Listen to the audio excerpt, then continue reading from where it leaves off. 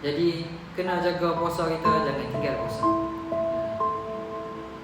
Dalam hadis Nabi kata apa? Orang yang tinggal puasa, waktu dia azab tu, waktu dia azab tu, Allah isikan di dalam perut orang yang tinggalkan puasa tu kala jengking dan ular. Penuh dalam perut dia dengan kala jengking dan ular, antara siksa dia. Ada lagi ketika Nabi Isra Mi'raj, Isra dan Mi'raj, perjalanan Nabi Isra Mi'raj tu. Perjalanan Nabi tu, dalam perjalanan tu Nabi nampak ada orang yang tengah siksa. Allah gantungkan balik kepala dekat bawah, kaki dekat atas, keningkan.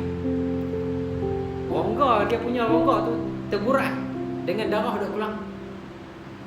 Rasulullah tanya dekat Jibril, "Ya Jibril, dosa apa yang dia buat sampai kena siksa sampai tahap tu?" Kan? Lepas tu Jibril jawab, "Inilah antara siksa orang yang meninggalkan puasa."